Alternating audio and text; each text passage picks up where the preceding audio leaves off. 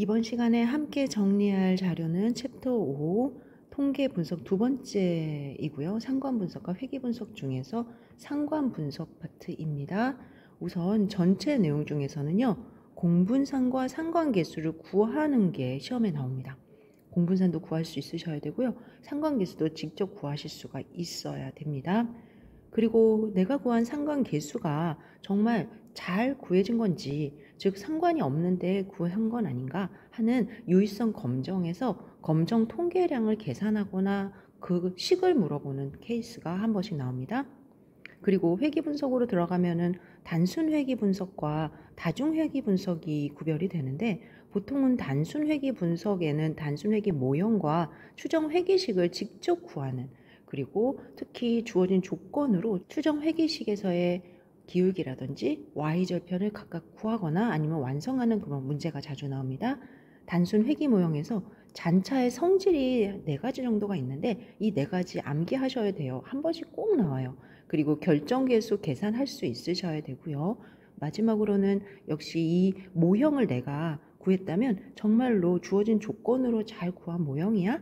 그리고 개수를 구했는데, 개수라는 거는 y 햇은 베타 0 플러스 베타 1 x 이럴 때 이런 게 개수잖아요. 이 회귀 개수가 유의해라는 검정을 묻기도 하고, 또 검정 통계량의 값을 구해줘 라는 질문도 합니다. 더불어 더미 변수를 물어보는 문제들도 있어요.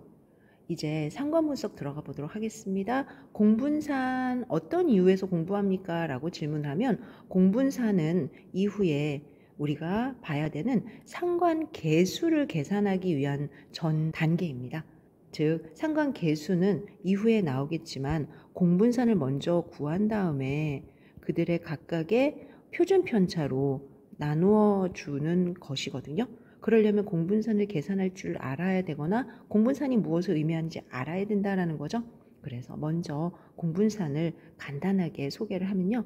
공분산은 두 변수의 흩어진 정도를 나타내는 분산의 연장입니다. 그래서 분산을 확장한 것이다. 이때 두 변수가 선형 관계에 있느냐라는 것을 수치적으로 또는 플러스 마이너스인 부호적으로 가르쳐 주는데요. 왼쪽에 보면은 만약에 공분산이 양수이면 x랑 y가 같이 증가하거나 감소하네. 그 다음에 공분산이 음수이면 x하고 y는 증가하고 감소하는 게 좀 다르네. 그리고 공분산이 0이야 그러면 누가 따라서 증가하거나 또는 같이 감소하거나 아니면 의미가 반대이거나 이런 게 없어. 아무런 관계가 없어. 근데 여기에서 선형이라는 게 무슨 말입니까? 이제 곧 나오는 단어 중에 이렇게 직선의 꼴로 서로 관계가 있어요 라는 거를 선형이라고 한다고요. 그러한 선형적인 차원에서 x와 y가 함께 증가하고 함께 감소하고, 또는 하나가 증가할 때 하나가 감소하는, 그래서 상대적입니다. x, y를 기호로는 COV 코베리언스 XY라고 표기하고요.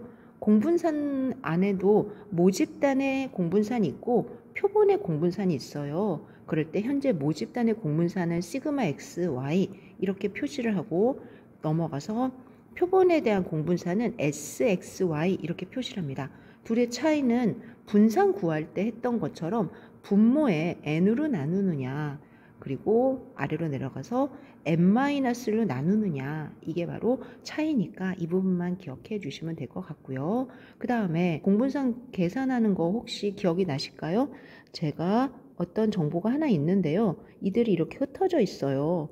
그러면 X축에서의 평균이 있을 거 아니에요. 그리고 Y축에서의 평균이 있겠죠. 그럴 때 X의 평균 기호를 안 쓰나요?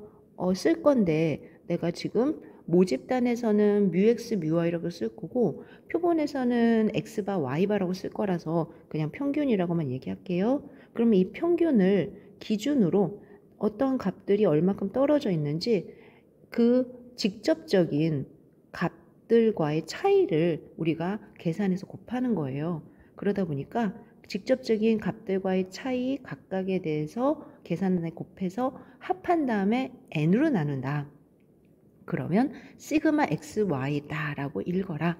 그러니 질문 자체에서 x 빼기 뮤x에서 y 빼기 뮤y를 한 거의 기대값이 공분산이야 라고 얘기하죠.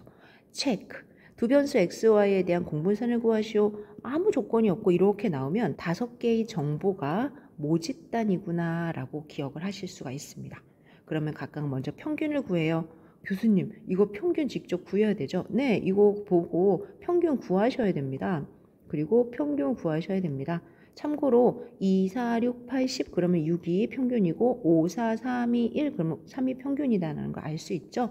그리고 나서 6에서 2까지 이렇게 해서 그들의 차이에 대해서 계산해서 이제 그 차이를 x, y 각각으로 이렇게 정리를 한번 해주는 거예요. 그러면 제가 현실적으로 어떻게 해야 됩니까? 그럼 여러분들 여기다가 6, 이렇게 6 바로바로 계산을 이렇게 해 주셔야 돼요. CBT니까 바로 또 적을 수 있는 공간이 없기는 해요. 하지만 시험에 나오면 그렇게 할 계획으로 여러분들이 계산을 해주시고 그 다음에 여기도 마이너스 그리고 이렇게 곱하는 거예요. 무조건. 그러면은 3 곱하기 마이너스 4, 2 곱하기 마이너스 2, 0 곱하기 0, 2 곱하기 2, 그 다음에 4 곱하기 4 이렇게 바로바로 곱한 다음에 계산한 결과를 쭉 더한 다음에 5로 나누면 마이너스 4다. 위쪽에서는 얘가 작으니까 마이너스가 되겠군요. 그리고 이쪽은 플러스가 되고 계산하다가 뭐지 했습니다. 지금과 같은 공분산 구할 줄 아셔야 됩니다. 그런데 왜 얘는 5로 나눴어요? 왜냐하면 모집단이라고 우리는 보이니까요. 공분산을 계산하는 방법이 크게 제가 방금 정의대로 한 방법도 있지만 x, y를 곱한 거의 기대값에서 x의 기대값, y의 기대값을 뺀 것도 있으니 이것도 한번 보셔야 되고요. x, y의 위치가 좀 달라져도 크게 문제가 되지 않고 시험에는 이게 많이 나옵니다. 즉 내가 x하고 y에 대해서 ax 플러스 b, cy 플러스 d라고 바꾼 다음에 공분산을 구하고 싶어. 그러면 결과는 x, y 공분산에 a와 c의 곱만 필요해요. 뒤에 상수는 필요가 없어요. 왜냐면 빠질 거기 때문에 빼기를 통해서 없어질 거기 때문에 그 아이디어만 생각하시면 된다. 그 다음에 표본에 대한 공분산은 n-를 나눈다. 왜냐하면 모집단의 공분산을 추정할 때 할 수 있는 불편성을 만족하기 위해서예요. 이해가 되실까요? 중요한 거는 공분산은 그 값보다는 방향이 중요하다. 왜요? 값이 모두 내가 정보에 따라서 달라져요. 그렇기 때문에 바로 이제 상관계수를 통해서 표준화를 시킬 겁니다. 공분산을 계산했더니 그들의 방향이 이렇게 양수면 같아, 음수면 반대야. 0에 가까워 그러면 공분산도 0이고 그러면서 이제 상관계수로 내려가게 됩니다. 상관분석 상관계수 할 때는 먼저 상관계수를 구합니다. 그래서 내가 구한 상관계수로부터 그들의 상관성이 있는지 분석을 하는 거예요. 이때 공분산하고 결은 같습니다. 따라서 두 변수 간의 선형 관계를 알아보고자 한다. 그리고 선형 관계의 직선 강도를 이제는 조금 더 표준화해서 보고 싶다. 오른쪽 보겠습니다. 공분산의 크기는 변수의 단위의 영향을 받아 두 변수 간의 선형 관계 정도를 제대로 반영하지 못할 수가 있어요. 따라서 공분산을 각 별량의 표준 편차로 나누어서 표준화한 것이 상관계수예요. 나는 표준화를 해서 이제 비교도 하고 싶어요. 이런 뜻입니다. 로우라고 있습니다. 로우 xy 그 다음에 r이라고 있습니다. rxy 그래서 모 상관계수는 로우 xy구나. 표본 상관계수는 rxy구나. 이렇게 구별하시면 되고 상관관계를 논할 때 제일 먼저 상관계수를 구하는 것 특히 상관계수를 구하는데 좀 특별하게 너무 다른 점이야 그러면은 여러분들 이상점 유무 확인하시고 가능하면 제거를 해야 되는데 오른쪽 보겠습니다. 이런 이상점을 확인하는 방법 중에 가장 대표적인 게 산점도예요. 산점도를 먼저 그린 다음에 선형성, 비선형 관계도 좀 확인해 보고 이상점의 존재 여부도 좀 보고 자료의 군집 형태나 층화 여부도 보면서 대략적으로 상관이 있구나라는 거를 파악해 볼 수가 있습니다. 상관성에도 단순 상관, 다중 상관, 편상관이 있는데 시험에 한 번씩 이 편상관이 나와요. 편상관이 뭘까요? 하고 봤더니 여러 가지를 서로 비교해야 되는 상황이 있어요. 왼쪽에 볼까요? 그러면 나이, 연봉, 혈압 이런 식으로 동시에 3개, 4개의 변수를 비교해야 될 때가 있어요. 그러면 연봉과 혈압 사이에 충분한 상관관계를 파악하기 위해서는 나이라는 변수를 통제해야 되겠죠. 이렇게 통제를 하고 내가 나머지 두 개에 대해서 집중하겠어요 라는 게 편상관입니다. partial, 편, 부분 이런 뜻이죠. 다중상관 분석에서 다른 변수와의 관계를 고정하고 두 변수 간의 상관관계 정도만 분석할 때 우리는 편상관이라고 한다. 상관계수 구해보러 갈까요? 두 변수의 직선관계의 밀집 정도를 나타낸 척도다. 직선성을 구하는 좋은 도구다. 이렇게 보시면 될 것 같고요. 특히 피어슨의 단순 정률 상관계수, 요게 우리가 말하는 상관계수로서 요 밑에 있는 식이에요. 역시 여기에도 row라고 단어를 쓰고 n으로 나눈 모습들이 보이죠? 역시 아래는 r이란 단어가 보여서 n-를 나누는 게 보여요. 그런데 사실 분모 위아래 n이 있던 n-1이 있던 최종적으로는 서로 없어진다라는 거 맞나요? 루트 안에 있는 거 두 개가 빠지니까 역시 이것도 없어진다라는 거 맞나요? 그래서 여러분들의 시야에는 이렇게와 루트 안에 들어있는 이 두 개가 보여야 됩니다. 역시 이것도 마찬가지예요. 그럴 때 우리가 외부적으로 기호를 이제 이렇게 쓰는데 이 말은 sxy, sx, sy 이렇게 쓰는데 n-로 나눈 게 sxy입니다. 혹시 분모에 나누는 게 없는 이 식을 sxy다 라고 쓰시지 마시기를 바라는 마음입니다. 조건에는 줍니다만 그 조건에 분모를 포함해서 sxy다 또는 분모를 포함해서 시그마 xy다 이렇게 읽게 되는 걸 연습해 주시고요. 결국 최종적으로는 저에게 이 정보가 있다면 또 분모로 나눌 필요가 없는 상황에서 이 정보가 있다면 충분히 상관계수는 구할 수 있다라는 거고요. 시험에는 이게 또 잘 나와요. 그럴 때 코베리언스는 앞에 AC가 뭐냐가 영향을 주는데 코릴레이션은 변화를 우리는 그대로 유지하면서 혹시 AC가 양수이면 같고요. AC가 음수이면 마이너스로 해주세요. 이렇게 시험에 나왔죠. 체크. K고등학교 학생들의 휴대폰 사용 시간, 자습 시간, 상관계수를 추정하기 위해서 5명을 뽑아. 그러면은 5명은 뭐죠? 맞아요. 표본이에요. 따라서 여러분들은 표본에 대한 상관계수인 RXY를 보는 겁니다. 그리고 SX, XY, SXY 여기는 모두 분모가 있음을 확인하실 수가 있어요. 하지만 최종적으로는 이 4가 서로 루트 안에서 밑으로 내려서 없어질 거니까 마이너스 20을 루트 40, 루트 10 이렇게 계산해도 된다는 거예요. 그러면 역시 결과는 똑같이 마이너스 1이 나온다는 거죠. 제 말 무슨 말인지 알아들으실 수 있죠? 따라서 분모에 연연하지 말고 위에 제곱한 거에만 집중해라 라는 이야기입니다. 상관계수는 최소 마이너스 1에서 최대 1까지고요. 지금 마이너스 쪽이면은 이렇게 서로 음의 상관이 강하다. 플러스 1에 가까우면 양의 상관이 강하다. 지금 아무리 봐도 어느 쪽으로 상관성이 없어 보여요. 그러면 0에 가깝다. 이렇게 얘기하고요. 0에 가까울수록 직선관계가 약하다. 라고 얘기합니다. 1, 마이너스 1 모두 기울기가 양이냐 음이냐를 제외하고는 직선성이 강하다. 라고 보고 혹시 1이나 마이너스 1이 있으면 완전 상관이다. 그러니까 y는 2x 플러스 1이라는 그러한 직선 위에 모든 정보가 다 있다. 그러면 무조건 플러스 1. y는 마이너스 2x 플러스 1이다. 그러면은 이렇게 위에 정보가 다 있다. 그러면 무조건 마이너스 1이다. 계산 안 한다. 그 말이죠. 정보적으로 시험에 자주 나오는 것들 붉은색으로 강조를 해 놨습니다. 그러나 조금 더 볼게요. 디귿 상관계수가 0이면 두 변수 사이에 선형 관계가 아니다 라는 의미는 있지만 그렇다고 관계가 없다 라는 건 아니에요. 관계는 있을 수 있어요. 단 직선의 관계가 아니다 라는 거죠. 따라서 한 변수의 값이 일정하거나 곡선 관계의 경우에도 상관계수는 0이 된다. 즉 두 변수 사이에 어떠한 관계가 없다라고 판단하지 마라. 굉장히 시험에 잘 나오고요. 그런데 x랑 y가 직선 관계가 확실하다. 그러면 상관계수는 1을 그 다음에 기울기가 음수이면서 직선 관계가 확실하다. 그럼 마이너스 1. 그리고 그들 사이에서 지금의 상관계수는 공분산을 표준편차로 나눈 값이다.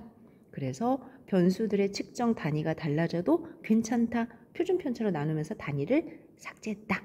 편상관계수라는 것은 다른 변수들의 상관을 통제하고 순수하게 두 변수 간의 상관계수만을 나타내려고 하는 것이다. x, y가 서로 독립이면 상관계수는 0이다. 이때 독립이라는 게 무슨 뜻이에요? 상관이 없어서 서로 너 따라다니지 않을 거야, 이런 뜻이라는 거죠. 그럼 상관계수가 0이다. 그리고 상관계수가 0이라고 하여 두 변수가 독립인 건 아니다. 앞서 이렇게 포물선의 관계가 생기면 상관계수는 0이 나오지만 포물선의 관계가 있는 거죠. 그러면서 독립이다라는 표현 조심해야 된다. 이응 두 변수 간의 상관관계가 확인된다고 해서 인과관계인 건 아니다. 인과관계라는 건 어떤 거예요? x 때문에 y가 변했어요 라는 거죠. 그래서 인과관계를 담보하지 않는다. 만약에 인과관계라는 거를 내가 알고 싶고 그렇게 하려면 바로 밑에 있는 회귀분석을 통해서 추정회귀 직선을 구하는 것이다. 이때 추정회귀 직선을 아래에서 정리하겠지만 b를 계산하려면, 즉 기울기를 계산하려면 어떤 값이 필요하다? 상관계수가 필요하다. 따라서 상관계수의 부호가 결국은 기울기의 부호가 같다. 왜냐하면 xx 모두 양수니까. 그리고 이후에 결정계수라는 거를 계산할 때 얘는 특히 x에 의해서 y가 영향을 받는 단순 x 하나만의 회귀분석이면 상관계수를 제곱한 것과 결정계수는 같다. 체크. 상관계수에 대한 설명으로 옳지 않은 것은 범위는 -1과 1 사이다. 맞습니다. 1차 직선의 함수관계면 굉장히 강한 상관이다 라는 거죠. 상관계수가 0이라는 것은 두 변수 사이에 어떤 관계도 없다는 거다. 그렇게 얘기하지 마라. 이유는 이렇게 포물선의 관계여도 플러스 마이너스여서 전체 0이 될 수 있다. 4번 -1의 상관계수는 기울기가 음수인 직선의 모든 자료가 있다라는 의미다. 좋습니다. 3번이 틀렸어요. 내가 구한 상관계수가 0이 아닐까? 상관이 있음을 나타낼까? 라는 걸 우리는 상관계수의 유의성 검정이다 라고 하면서 아래 귀무가설은 상관이 없어 라고 놓고 대립가설로 상관이 있어를 보여주는 겁니다. 이때 표본상관계수 Rxy를 이용해서 두 변수 xy의 상관계수에 대해서 주장하는 바를 검증하는 거죠. 시험에는 이 식이 잘 나옵니다. 따라서 여러분들이 이 식을 좀 눈에 익숙하게 기억해 주시면 좋을 것 같고요. 아래쪽에는 자유도가 n-1인 t분포에서 검정한다 라고 되어 있어요. 이걸 한 번에 붙여서 제가 여러분들께 뭐라고 얘기하느냐, 식이 아래와 같이 좀 뭔가 비슷비슷한 게 많아요. 그러면 2가 많이 있는 거를 선택해라 라고 얘기합니다. 숫자 2가 이렇게 많이 보이는 거를 얘기하는 거죠. 다시 위로 올라가서 검정 통계량의 값을 잠깐 확인해 보니까 내가 갖고 있는 rxy 그 다음에 루트 1- 제곱분의 n-2 n-2가 자유도잖아요. 그래서 n-의 자유도가 보이는 것이 답으로서 필요하다. 지금 1번하고 2번에서는 n-가 보여서 오 좋아. 근데 분모의 제곱인데 둘 다 빼기가 필요하다라는 거죠. 그래서 1번이 답이다. 교수님 이거요 유도는 못해도 외워야 되겠죠? 생각보다 자주 물어봅니다. 따라서 여러분들 잘 외워주시는 거 부탁드리고요. 이렇게 해서 여러분들과 함께 상관 분석에 대해서 공부를 했습니다. 상관계수 구하기, 공분상 구하기, 상관계수에 대한 유의성 검정까지 양이 많으니 천천히 복습해 주시면 좋은 점수, 높은 점수 받으실 수 있습니다.